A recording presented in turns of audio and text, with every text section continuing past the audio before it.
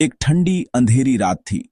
बाहर मूसलाधार बारिश हो रही थी और हवा की तेज साए साए की आवाजें घर की दीवारों से टकरा रही थीं। हवा में एक अजीब सा सन्नाटा पसरा हुआ था, जिसे सिर्फ बारिश की बूंदें और दूर कहीं गरजते बादलों की गड़गड़ाहट तोड़ रही थीं। घर की पुरानी लकड़ी की सीढ़ियां हर कदम पर चरमराती हुई मुझे ऊपर की मंजिल तक ले गईं, जैसे वो मुझे किसी अनजाने खतरे से आगाह कर रही हों। मैंने दादाजी की पुरानी अटारी का दरवाजा खोला और सालों से बंद धूल भरी हवा का एक झोंका मेरे चेहरे को छू गया। एक अजीब सी बासी गंध थी, जैसे पुराने कागजों और भूली बिसरी यादों की। वहां एक पुरानी नक्काशीदार संदूक में मुझे मिली वो डायरी, काले चमड़े की, जिसके पन्नों पर समय की धूल जमी हुई थी। उसकी जिल्द पर एक अजीब सा निशान बना था, जो मैंने पहले कभी नहीं देखा था। मैंने उसे खोला और पहला ही पन्ना पढ़ते हुए मेरी रूह कांप गई। स्याही से लिखा था, आज रात वो लड़का जो मेरी डायरी पढ़ रहा है, वो अपनी मौत की तारीख देखेगा। मेरे हाथ कांपने लगे। वो लड़का, वो मैं ही तो था। दोस्तों, स्वागत है आपका हमारे चैनल पर, जहां हम लाते हैं ऐसी डरावनी कहानियां जो आपकी नींद उड़ा देंगी। आज की कहानी है दादाजी की पुरानी डायरी, जिसमें भविष्य लिखा था। ये सिर्फ एक कहानी नहीं, बल्कि एक चेतावनी है। अगर आप अकेले हैं तो लाइट्स ऑन रखिए, क्योंकि ये कहानी आपको अंदर तक हिला देगी। चलिए राहुल की इस खौफनाक रात का हिस्सा बनते हैं। मेरा नाम राहुल है। दादाजी का देहांत हुए अभी कुछ महीने ही हुए थे। वो एक अकेले रहस्यमयी बुजुर्ग थे, जो इस पुराने घर में रहते थे। वो घर जो घने जंगल के किनारे पर था, जहां रातें इतनी खामोश होती कि अपनी सांस की आवाज भी डरावनी लगती। दादाजी की मौत रहस्यमयी थी। डॉक्टरों ने कहा दिल का दौरा पड़ा, लेकिन पड़ोसियों का कहना था कि वो अपनी मौत वाली रात भर चीखते रहे थे, जैसे कोई अनदेखी ताकत उन्हें तड़पा रही हो।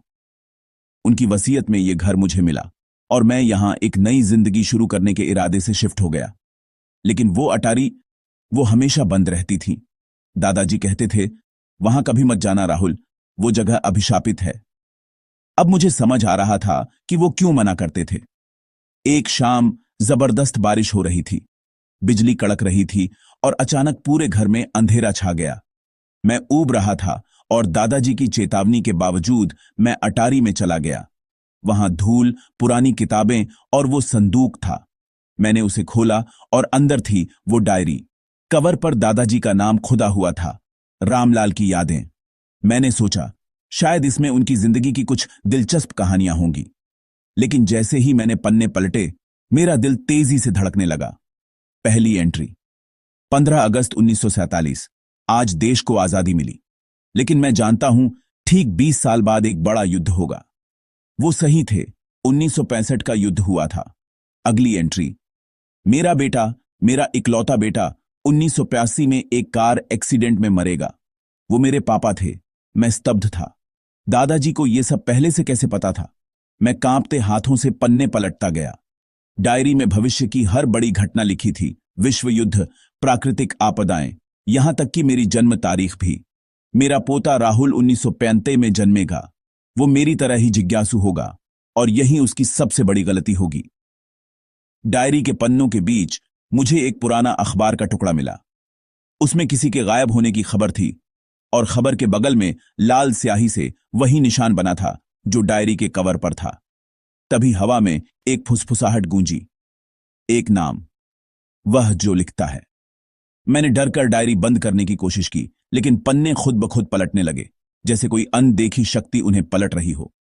आखिरकार वो एक पन्ने पर आकर रुके। राहुल आज रात अटारी में आएगा। वो डायरी पढ़ेगा और फिर वो देखेगा जो उसे नहीं देखना चाहिए। मैं बुरी तरह डर गया। इस वीरान घर में मैं बिल्कुल अकेला था। मैंने फोन उठाया, लेकिन कोई सिग्नल नहीं था। बाहर तूफान और तेज हो गया था, जैसे वो मुझे यहीं कैद रखना चाहता हो। एक पल के लिए मैंने डायरी को जलाने की सोची, लेकिन मेरी उत्सुकता मेरे डर पर हावी हो गई।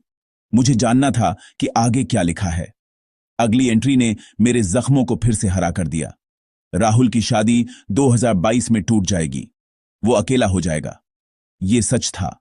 मेरी पत्नी मुझे कुछ महीने पहले ही छोड़कर जा चुकी थी। फिर मैं उस पन्ने पर आया जो आज का था। 11 जनवरी 2026। राहुल डायरी पढ़ रहा है। बाहर बारिश है और ठीक रात 12 बजे वो सुनाई देगी, वो आवाज। मैंने दीवार पर लगी पुरानी घड़ी की तरफ देखा। 11:50 हो रहे थे। मेरा दिल मेरे सीने में हथौड़े की तरह बज रहा था। जैसे ही घड़ी ने 12 बजाए, दीवारों के अंदर से कुछ खुरचने की आवाज आने लगी। एक गहरी, भयानक आवाज, जैसे कोई अपने लंबे नाखूनों से लकड़ी को चीर रहा हो। मैं चिल्लाया, कौन है वहां?